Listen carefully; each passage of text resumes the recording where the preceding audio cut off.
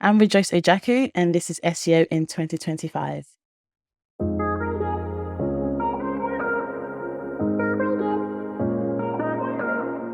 Rejoice, what's your number one SEO tip for 2025?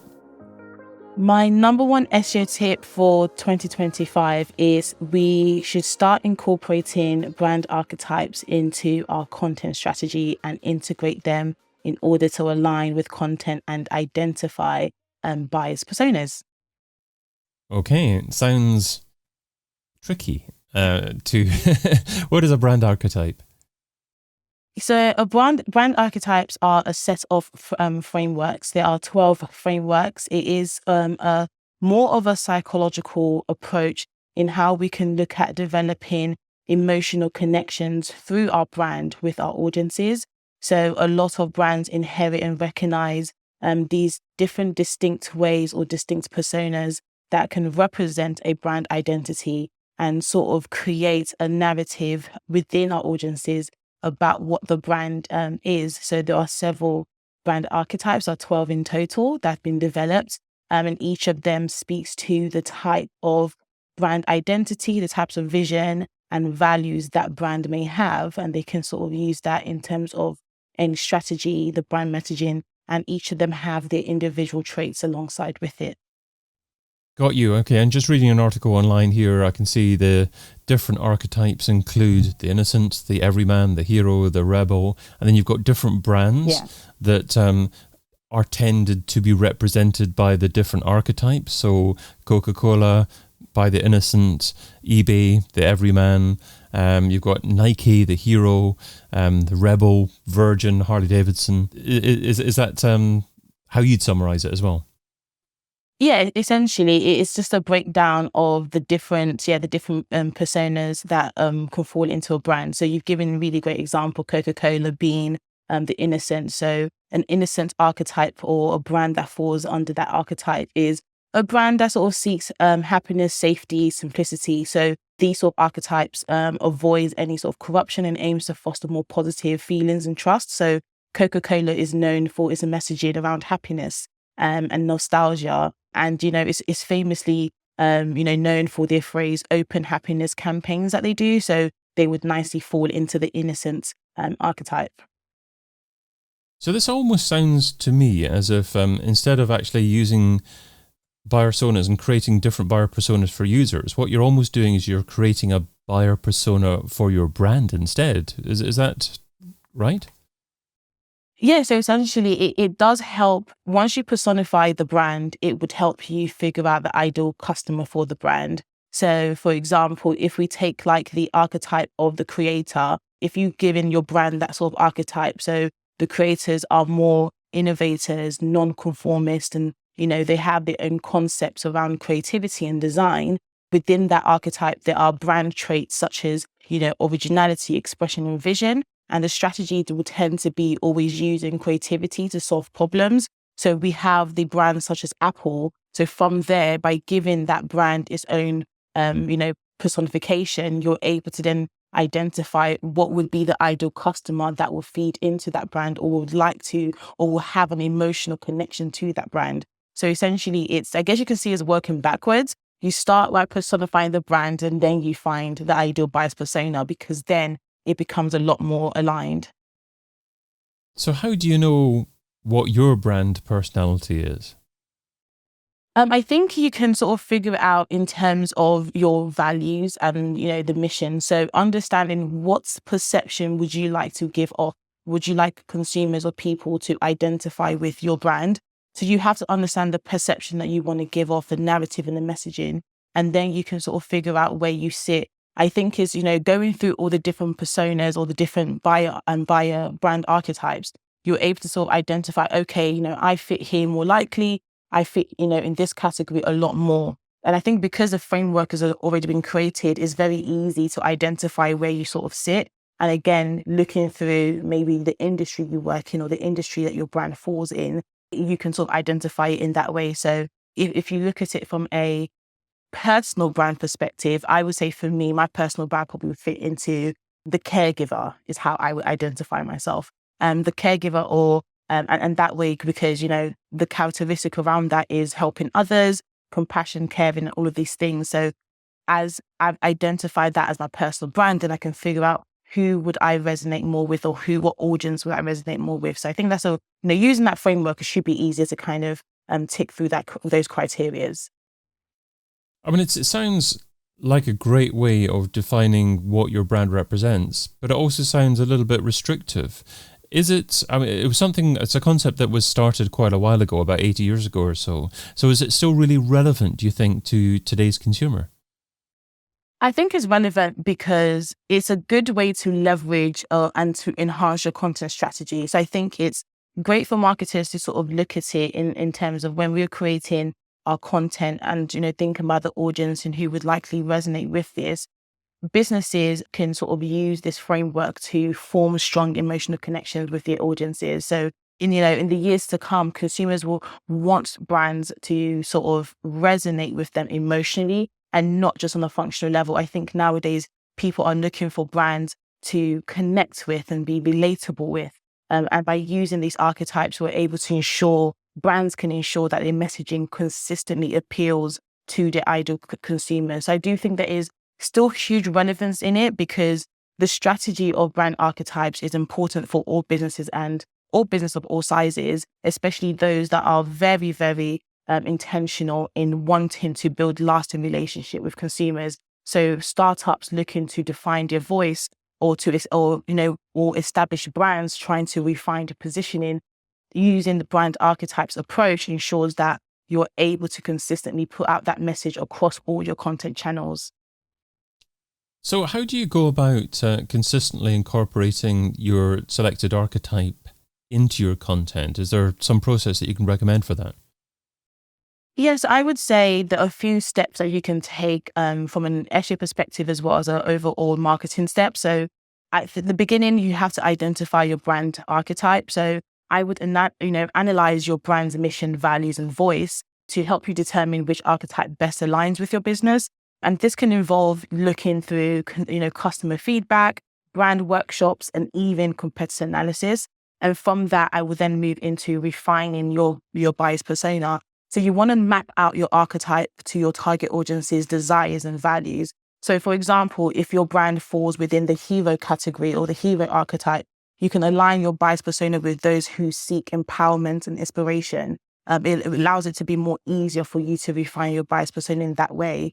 Then you move on to aligning your content strategy. So you want to create content that speaks to emotional triggers of your audience and those emotional triggers associated with your brand archetype. So if you're a caregiver, for example, you want to focus on nurturing helpful content, and such as creating how-to guides or guides and empathetic messaging behind it. And then we can include the SEO elements within the next step. So optimizing that content for SEO. So using keywords that align with the archetypical messaging, and ensuring that those have more high search intent or search terms in that sense. So you want to ensure your content is optimized for search engines. So if you are, hero looking at, or, caregiver looking at helpful content such as how-to guides, you can now figure out the keyword research that you want to sort of look at will be more informational based. So that's how you can sort of align those search terms. And lastly, you want to distribute that across the channel. So to be consistent with it, you want to ensure that your archetypical voice is consistent across all platforms. So from social media to blog posts and even down to your email campaign. So having this consistency would help you reinforce your brand identity and build trust with your audience over time. How do you find the emotional triggers you were talking about?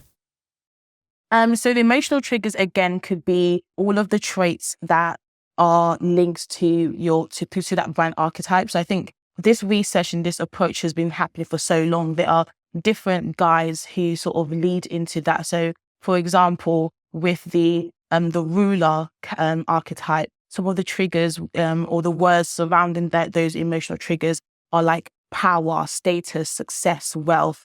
So we have brands like Microsoft and Rolls-Royce. They really speak to those emotional elements in terms of people who are seeking more loyalty, more status. And, the whole point of the ruler archetype is, success. So those are those emotional elements. You want to make sure you break it down into those words linked to that archetype. And again, research has been done for you to easily find that. And even by looking at the brands that have already been classified within an archetype, you can see if your brand either resonates with that other brand or not, and then move through in that way. But emotional triggers are very much easy to identify.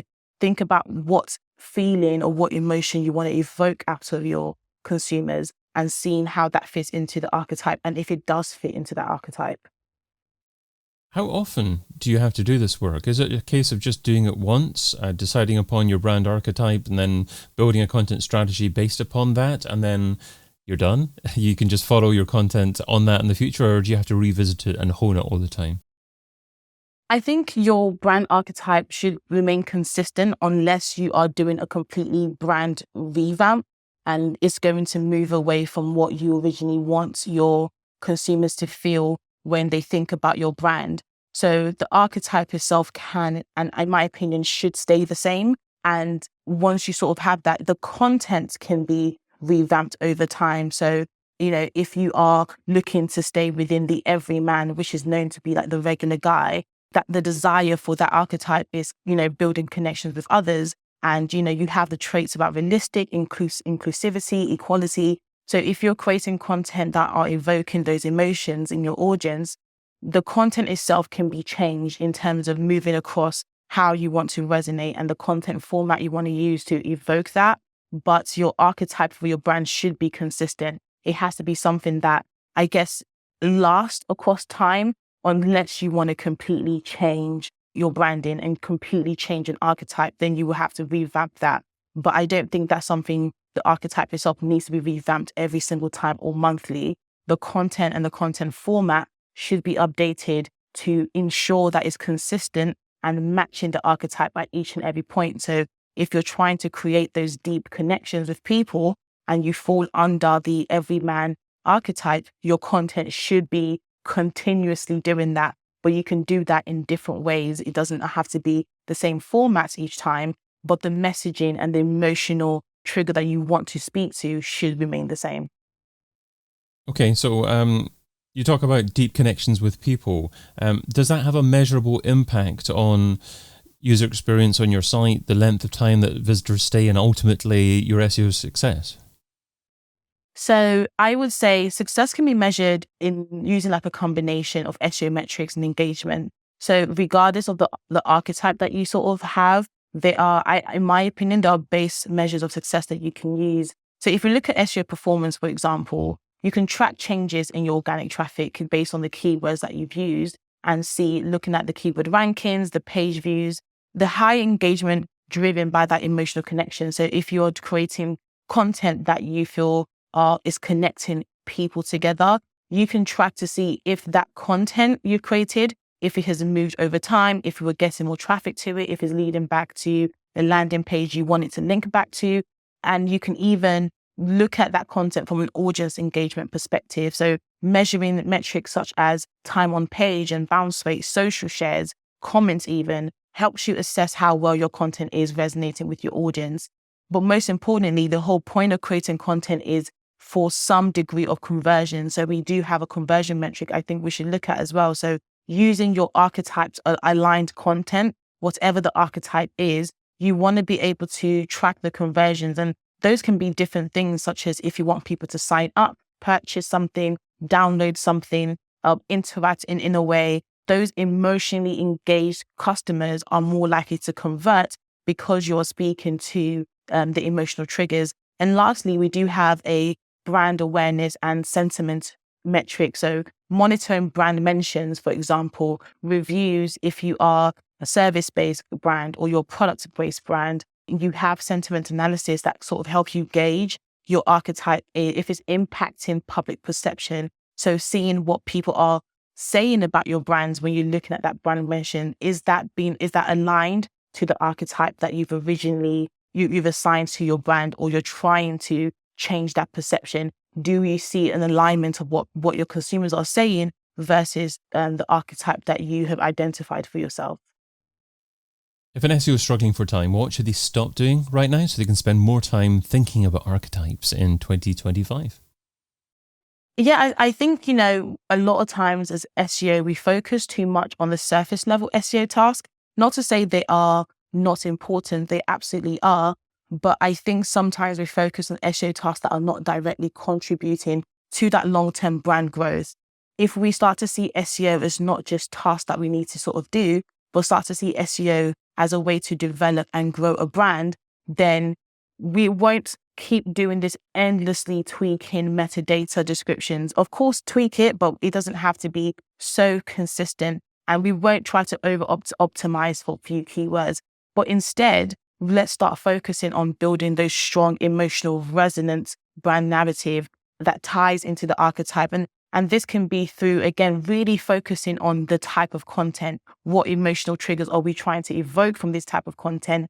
This will help us lead to more long-term, better results, content that resonates emotionally. And through that, we will naturally gain traction in search engines and audience engagement. So if we're focusing on the larger picture within SEO and not too bogged down by those nitty-gritty surface level SEO work, then we're able to kind of move the needle a lot greater. Rejoice Ojiaku is SEO manager at Nelson Bostock Unlimited. You can find her over at nelsonbostock.com. Rejoice, thanks so much for being part of SEO in 2025. Thank you. I've been your host, David Bain. Get your copy of SEO in 2025, the book, over at SEOin2025.com.